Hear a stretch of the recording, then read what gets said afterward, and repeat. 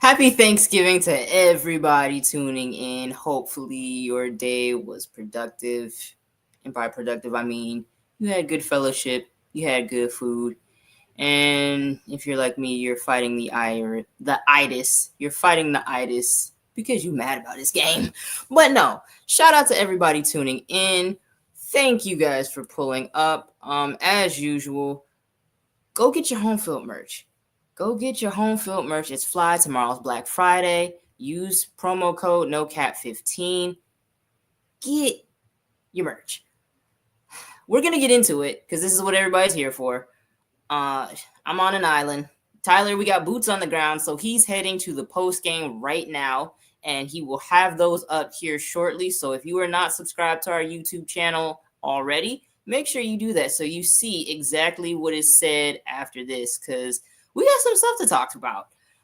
South Carolina and Texas just ending, going to the wire. 66-64 Texas. Folks, I think we got a rivalry. Texas has had their number since they joined the SEC, which this sounds weird. This sounds so weird. Texas and Oklahoma in my SEC, but hey, it means more. They're here. Texas is doing their thing.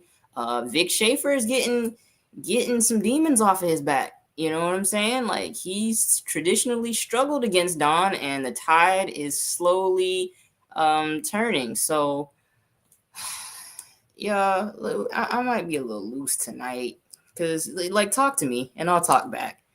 Like, I'm looking at the comments. I'm on an island, so we loosen it up. Don't tell them I said that though. So just let me know what you think about this one. So we can start from South Carolina's perspective, since I am the resident Gamecock fan. Folks, I'm concerned. I ain't gonna hold you.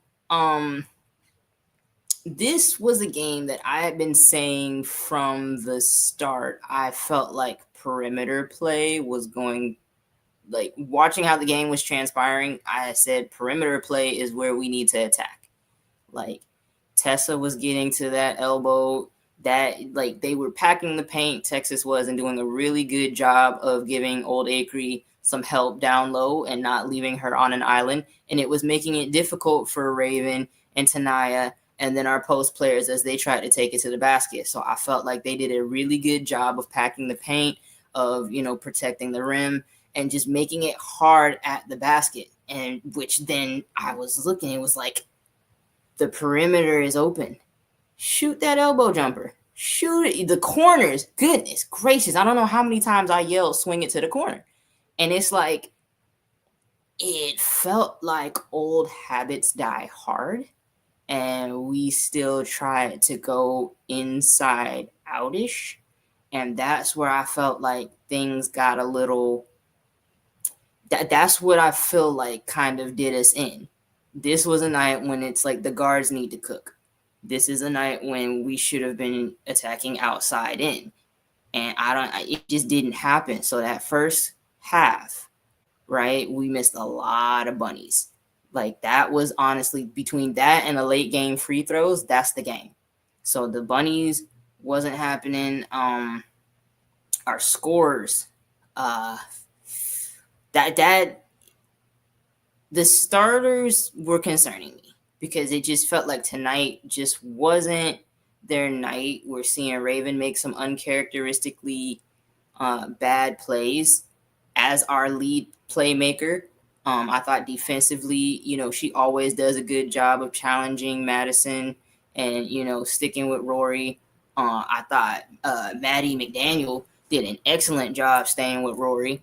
So I feel like, it just, if we're out there to have you as the playmaker, like, you got to make the plays. And it was just, sometimes I'm like, are we good?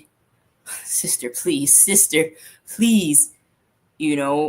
Tanaya, somebody said she playing like she already on the Chicago Sky. All right.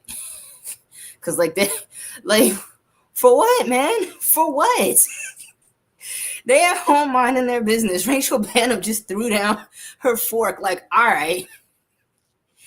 But, yeah, like, our guard play, the starters was really, to me, kind of our Achilles heel tonight. I thought the lineup with McKeer, when she put Adele and Okai in at the same time.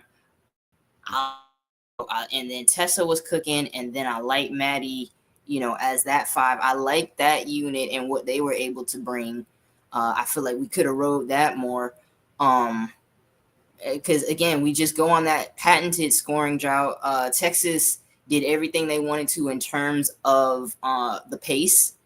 Making it a Texas team loves a low scoring, slug it out defensive stalwart. Excuse me, and they got that.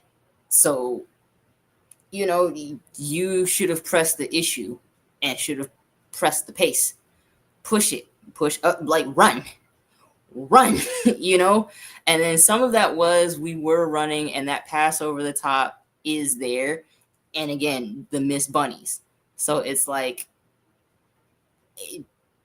I still would have kept running, still push the issue, still change the tempo, still try and play at your pace. And, because South Carolina is a good team when they get out and run. So I would have liked to have seen that. Texas looks better than they did last year. And that's kind of scary because they still look pretty good last year. Defensively, like I said, I think they did a much better job of getting Old Acre some help in the middle and just not leaving her on that island. Madison Booker to the short corner is art.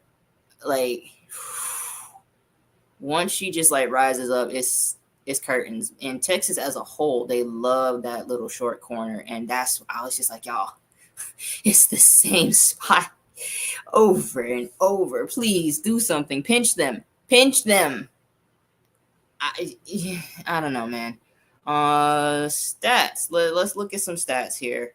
We got Madison Booker 17, 7 of 16. So pretty efficient. 9 rebounds. Roy Harmon. Is this accurate? Because I know ESPN have been tripping on my end. That's my fault, y'all. Just making sure.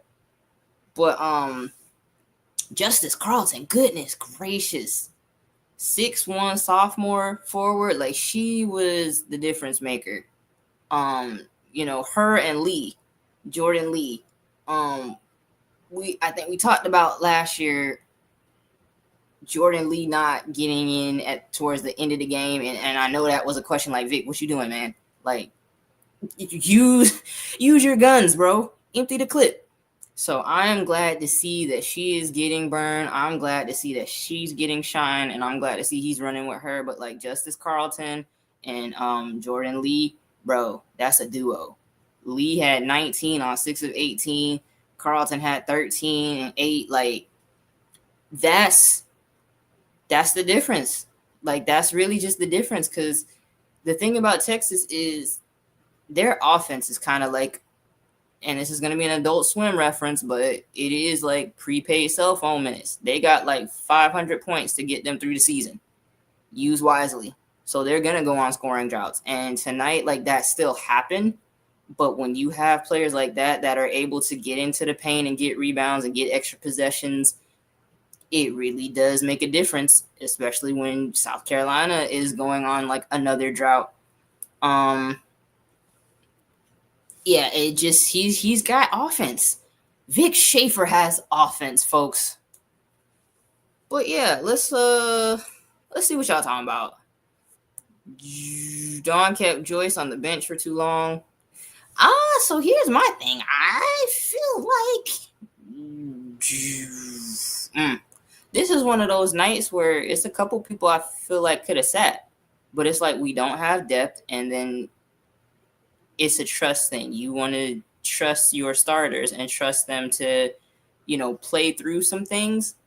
Because, boy, there was a moment where Vic ain't call no timeout, dog. I was like, are you cashing them in at the casino? Like, use a timeout. But he trusts his team. He likes to let them, duke it out, play through it. I was like, goodness gracious. If they die, they die, I guess. But, like, they figured it out.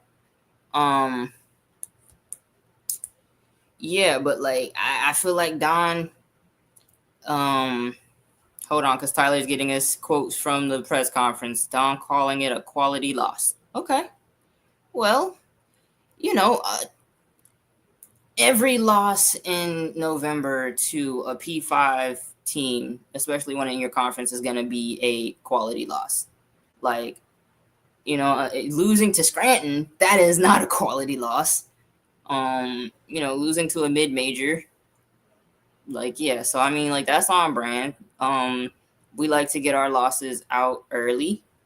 This is going to stick with us for the rest of the season, just like the UCLA loss, just like the Texas loss again earlier in the season. So if this is our thing, this is our thing. So yeah, I mean, I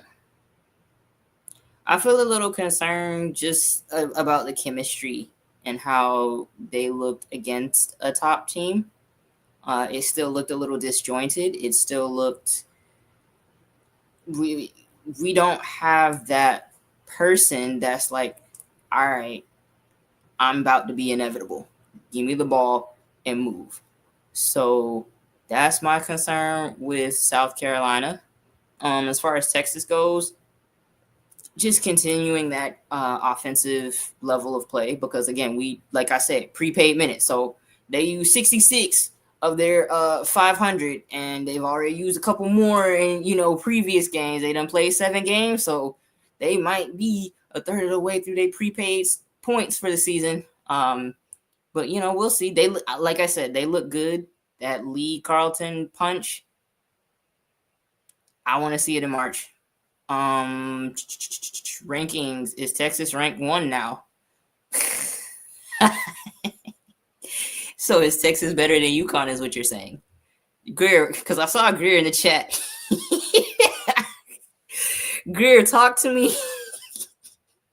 Are we putting Texas over UConn? Let me know, chat, because putting Texas over UConn, I ain't got no. You not gonna hear no complaints from me over that one. Texas is number 4 right now. I think that's. I don't see. Yeah, like I see that as where they should be. Like, I maybe move them up to 3. Who I gotta see who's 3. But it's like, we don't need to jump the gun and overreact unless everybody thinks Texas is better than UConn. And if you do, hey, like I said, maybe they are. I'll take Rory Harmon over Ashlyn Shade. I don't know. Talk to me, chat. Let me know. But yeah, we said looking forward. So we got Duke and UCLA coming up. Lauren Betts was ruled out, so that game, God bless anybody that's going to stay and like lock in for that. I'm gonna watch until the itis kicks in, and then I'm going to succumb. So because that one was already a no. Like Duke played better than they have this season, but it's again like the bar is kind of scraping the underworld. So it's very hard to not outdo what you've done the first couple games. I'm really happy to see Toby Fournier, start this produce and get those minutes and get those opportunities and show what we've been waiting for. Okay, I pulled up the top 25. That's my bad. I'm trying to multitask. UConn, SC, UCLA was number 3. Oh, absolutely. Absolutely. Yeah, Texas you could put Texas at 2 and I wouldn't argue against it. Move South Carolina down to 3. UCLA got to come down a couple notches because they're concerning because they came back. So the final score for UCLA Texas was, to me, what it should have been that close, but it's just like, what am I missing about Betts? So I have said like, oh, Betts took the leap. I got fooled by Jim highlights. Players F up too. Hoodie Mellow got us every year. Empty, gym clips. Gym clips get the best of us, and I unfortunately fell victim because I feel like this stuff is still there, but it's just like we got to see it. Like, we do got to see it. I think the tools are there, but like we got to see it. So, it's just not having a great performance at the worst possible time. So, she can turn it around. I just cannot stress this enough. Need to see it, please. Lauren, I'm begging you. UCLA as a whole, Corey has been in the not hot seat per se, but it's just like they're at a point where now we have expectations. You make it to the Final Four, nobody thinks that that's like a fluke. So we need to see more. We need to see some stuff from you. Developmentally, I'm still kind of waiting on Kiki Rice to take a leap. That's something that I'm kind of like. She got a whole documentary, bro. Like, she was supposed to have next and really like help propel your team to the next level. So that's when we got to start asking questions about like what's going on in these empty gyms with Corey Close, because the product so far is underwhelming at best. But when they picked it up and started closing in on Texas, that's closer to the UCLA I expect, but it's like, why are you in that large of a hole in the first place? So we'll monitor the situation, because right now they're putting themselves in a pack, and hate it for them, but I can't help you. Duke again rolled up the pack, handed everybody the lighter day one, so I can't help you either. I really would like for them to pick it up because it's getting wicked. But yeah, so Duke UCLA next. Not the most entertaining way to end the evening, but it should probably still be a good game. There's still some pieces there that can make something shake and be entertaining. I'm trying to see if Tyler has some updates, because I think Don's done already. Oh, well, you know what? Tyler ain't going to be on here, because if you waiting for a Vic Schaefer press conference, we going to see him around Christmas Eve. Like, oh, goodness gracious. Vic going to talk. But, winners do winning things. So, I hope he says everything he want to say. At what point do we start asking about Lawson and her coaching? I mean, yeah, because France is coming. Belgium is kind of scary too. So, for me, with her, it's like I've seen a fair amount the last couple years to believe in her. So I'm willing to say that this year is the outlier. But it's like, we do need to ask, why have you regressed in what is this, like? She started in 2020, I believe. 19. She's been there like 4 or 5 years, somewhere between 4 and 6 years. So it's like, you gotta. Now is not the time to take a step back. Like, what are you doing? And yeah, so that to me is the question.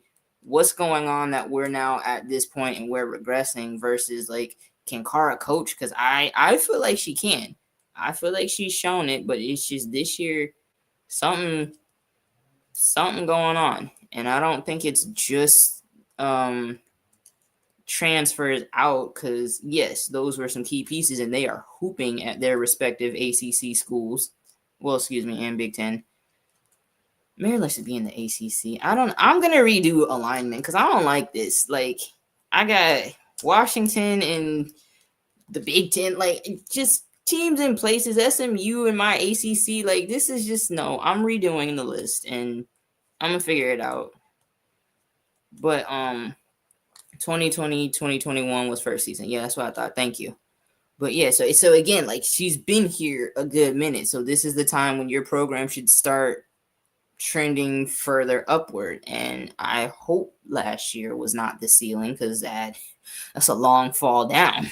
So I will never acknowledge Maryland as a big I'm with you. Like I said, I'm redoing alignment. We need the Pac-12 back. I'm sorry. Like, rest in peace, Pac-12. But yeah, UCLA misses the Pac-12 more than anybody, because it would just be more not depleted, but like a rebuilding USC team without Juju. Washington is, cooking right now, so that would still be, like, I guess their biggest threat in the Pac-12 right now, if it still existed. Yeah, they'd be sitting pretty, but then we'd all be able to see it. Like, you're not really playing anybody, so UCLA gonna have to get it out the mud in the Big Ten. So I that might be a blessing in disguise for them. Like, y'all gotta toughen up, y'all gotta grow up, and y'all gotta do better. So go through this gauntlet real quick. South Carolina, I already told y'all this is a rebuild year, so am I hitting the panic button? No.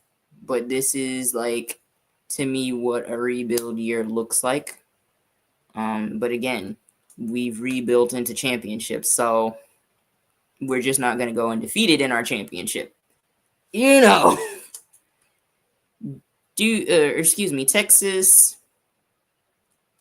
Texas in the SEC. Do I feel like they could win it? And this is I'm just coming up with questions in my head, because that's obviously the question now.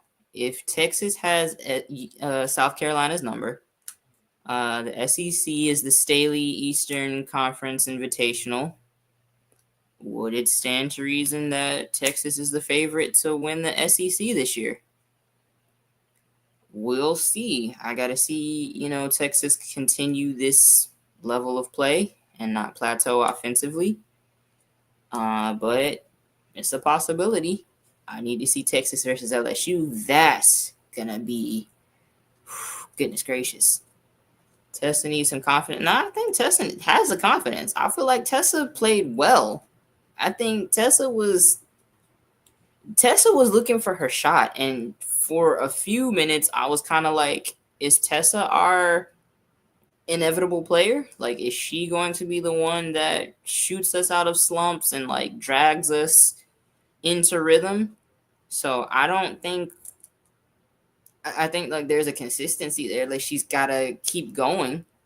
Once she gets hot, feed her the ball and, like, let her go to work. But I don't think it's a confidence issue. But yeah, closing time. Before we head out of here, let you guys get back to your holiday. Any final questions, thoughts, comments, concerns? It's a free for all. Like I said, don't tell them, shh, I'm in a holiday mood right now. But we're going to get back after it. Tyler should still be in a Vic Schaefer press conference, so we'll see him tomorrow, like I said. But subscribe to our YouTube channel if you haven't already to get notifications of that press conference. See what the winning coach says. See what Don has already said. And yeah, thank you guys for tuning in. Hope you had a great holiday. Go get your home field merch. There's still time. Conference play is coming up. There's going to be ample opportunities to hate. Get your merch so you can hate ethically. It don't even matter if you went to the school, if you even really like the school. If it's the opposite school of your op, pick an op, pick a team to hate, and get the opposite merch. Get their rivals merch. So you guys have a good one, and we will talk to you later.